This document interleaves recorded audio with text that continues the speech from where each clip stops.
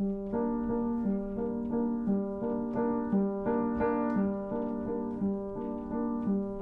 name is Giovana Romano Sanchez, and you're listening to Here and Now at the Huntington, a new podcast from the Huntington Library, Art Museum, and Botanical Gardens. Every month, I will bring you a short audio essay. Every essay connects one item or collection from the Huntington with something happening in the world today.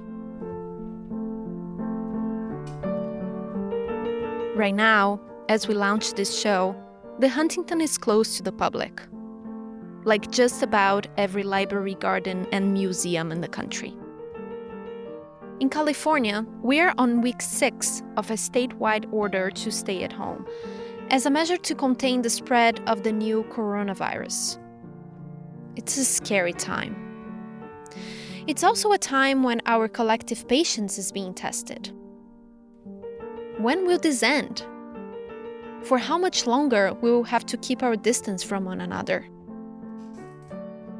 So, in this episode, we are turning to bonsai for a lesson in patience. A lesson from trees that grow under restricted conditions. And to do that, we called the experts who attend to the bonsai collection at the Huntington. And please bear with us as the audio quality isn't perfect. We asked them, what can this practice teach us about time? Every plant has a different kind of sense of time because every plant has different rates of growth. About resilience. When you see that tree wake up in the spring and, it is like witnessing a miracle.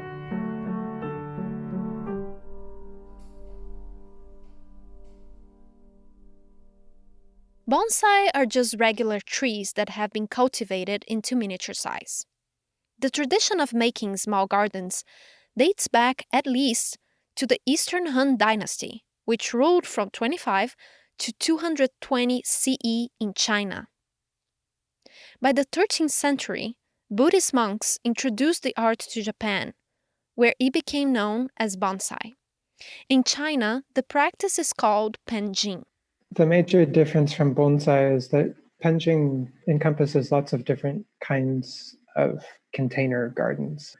Some of them truly replicate like a landscape scene. Bonsai typically is focused more on single plants, on shaping the plant in a very specific way to kind of bring out the aesthetics of the plant more than the aesthetics of the scene. This is Philip Bloom, curator of the Huntington's Chinese Garden and director of the Center for East Asian Garden Studies. The kind of aesthetic and philosophical ideal of a penjing is to create a miniature representation of something. Usually it's a landscape. Sometimes it could be like a landscape you visited with your grandfather when you went fishing when you were a little kid, and you, through the medium of the penjing, you try to replicate the feeling that you had in that particular landscape. Philip says miniature gardens are a very controlled human art form. There are bonsai and penjing that are hundreds of years old, but to reach that age, they have to be watered twice a day without fail. When a tree is in a container, you have to provide everything. So you have to learn about watering, you have to learn about fertilizing. That's Tad Matson, curator of the Huntington's Bonsai collection. Tad has about 100 miniature trees of his own, and also takes care of the Huntington's 400 bonsai and penjing. What we have to do in a bonsai, because we're working in such limited space, is we have to create an abstraction or an idealized version of the tree. So you can learn pruning techniques that allow you to anticipate where the growth is going and actually plan for that. Most of the plants Tad cares for daily are hundreds of years older than him. You'll start referring to them in gender terms, he's and she's, and they have personalities.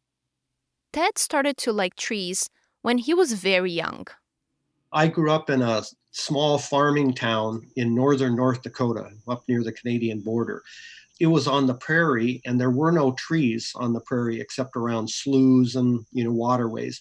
But I grew up next to an area called the Turtle Mountains, which was like northern Minnesota or northern Wisconsin, and it had a birch poplar forest and lakes. And so when you'd go from the prairie into what we call the bush or the woods, it was so different. The noise, the reflected sounds, the echoes, and it would be just this very cozy feeling.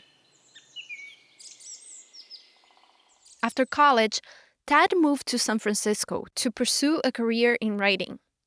One day, he was working in a cafe inside a bookstore. And I happened to look up on a bookshelf, and spotlighted was a bonsai book. He bought the book, and a few days later, I jumped on a streetcar. I didn't have a car. Went out to a nursery in West San Francisco and bought a little Japanese quince. That was one of the plants listed. I bought a bag of sand, a bag of potting soil, and a little blue pot. One day, he came home from work, and the tree was in bloom. And that hooked me. He bought more and more plants. It became a hobby.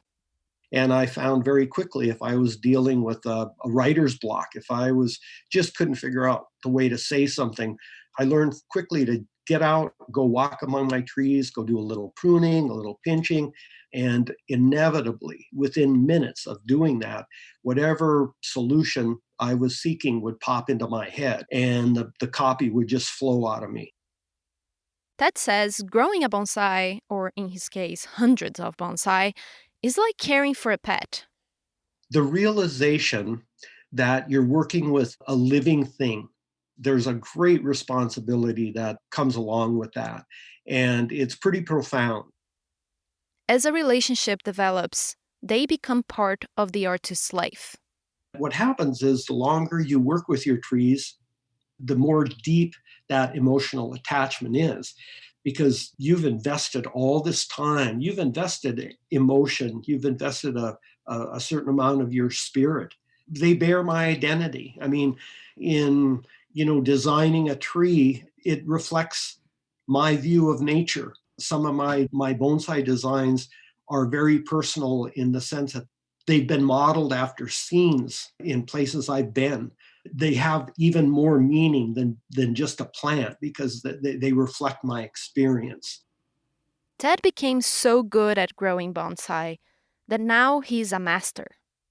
And when he's outside working on his trees, he doesn't feel the time passing. There's a whole area of psychology dealing with the flow state of mind. And bonsai is definitely one of the activities that puts you in a flow state where you start working on a tree and hours can go by in what seems like minutes.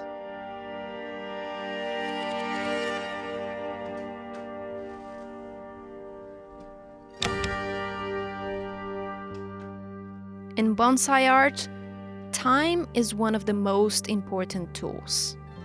With punching and bonsai, to a certain degree, you have to respect the sense of time of the plant itself.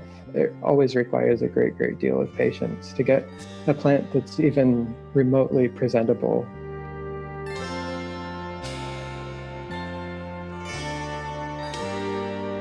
Right now, weeks into a stay-at-home order, our patience is wearing thin. But for bonsai and penjing artists, there are no shortcuts. They are used to thinking in terms of months and years instead of days and weeks. And so there is a slowing down that the bonsai hobbyist experiences, because again, your enthusiasm is so pumped up at the beginning that at some point you have to say, okay, I just have to let the tree set aside, do its thing. And you work on a tree and then realize, well, gosh, it's going to be 4 to 6 months, before I do anything to that particular tree. It takes more effort for a tree to thrive in constrained spaces. But eventually they do. And when it happens, it's kind of magical.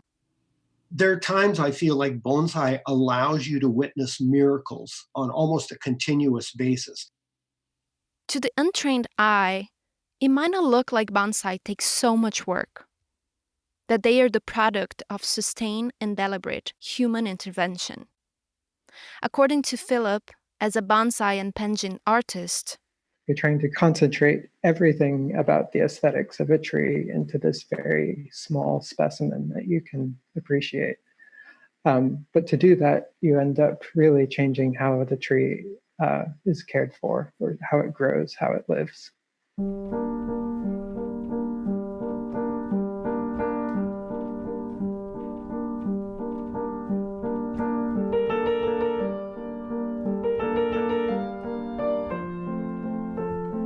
As Ted said, to grow a bonsai, you need to resist the urge to do something. You have to respect the pace of the tree, practice patience, and just wait. I know, that seems extremely difficult right now. We don't know for how long we are going to have to stay in our houses. We don't get to decide. The virus does. And Ted has something to say about that. What it means is for us, life doesn't have to stop. Life doesn't have to shut down. Even though today we are stuck at home, this will eventually end. We will get back outside. And we will just live full lives again. We're a part of nature. Nature and the cycles of the world are so much bigger, and nature continues. We see things in these little snapshots and they affect us. But when we look at nature as a whole, well, this is just part of a larger system. This kind of stuff happens, it comes, but nature just keeps going on. Our bonsai keep growing.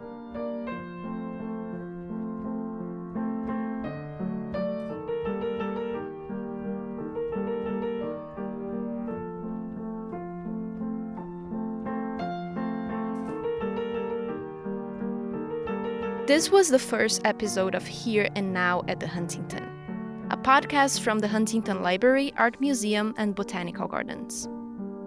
When we reopen, you can visit our bonsai collection.